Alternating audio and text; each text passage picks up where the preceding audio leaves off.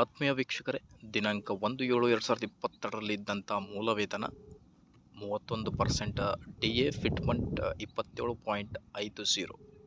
ಈ ಒಂದು ವಿಡಿಯೋದಲ್ಲಿ ನಾವು 7ನೇ ವೇತನ ಆಯೋಗದ ಪ್ರಕಾರ ನಿಮ್ಮ ನ್ಯೂ ಬೇಸಿಕ್ ಪೇಮೆಂಟ್ ಸ್ಯಾಲ್ರಿ ಎಷ್ಟಾಗಬಹುದು ಅನ್ನೋದರ ಬಗ್ಗೆ ಲೆಕ್ಕಾಚಾರವನ್ನು ಶೇರ್ ಮಾಡ್ತಾ ಇದ್ದೇವೆ. ದಯಮಾಡಿ ವಿಡಿಯೋನ ಲೈಕ್ ಮಾಡಿ, ಯೂಟ್ಯೂಬ್ ಚಾನಲನ್ನು ಕೂಡ ಸಬ್ಸ್ಕ್ರೈಬ್ ಮಾಡಿಕೊಳ್ಳಿ.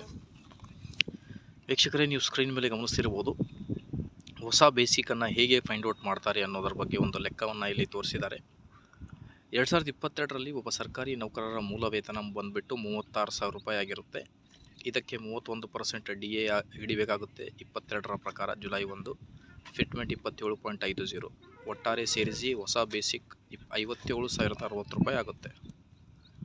ಈಗ 57,060ಕ್ಕೆ ಮುಂದಿನ ಸಮ ಮೂಲ ವೇತನ ಎಷ್ಟಿದೆ? 25 ವೇತನ ಶ್ರೇಣಿಗಳಲ್ಲಿ ಇದರ ಸಮಾನದ ಮೂಲ ವೇತನ ಬಂದುಬಿಟ್ಟು 58,300 ರೂಪಾಯಿ ಆಗುತ್ತೆ.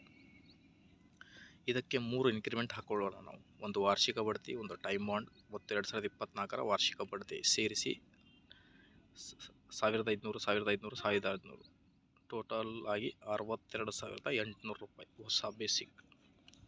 ಈಗ ವೇತನ ಆಯೋಗದ ಪ್ರಕಾರ DA ಏನಿದೆ 8.508 DA ಹಿಡಿಬೇಕಾಗುತ್ತೆ.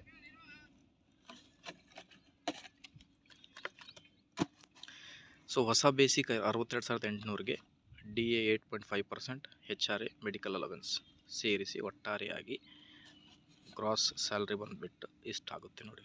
ಓಕೆ, 73,348. ಇದೊಂದು ಎಕ್ಸಾಂಪಲ್ ಇರುತ್ತೆ. ಇದೇ ಥರ ಎಲ್ಲ ಮಾಹಿತಿಗೋಸ್ಕರ ಲೈಕ್, ಶೇರ್ ಆ್ಯಂಡ್ ಸಬ್ಸ್ಕ್ರೈಬ್.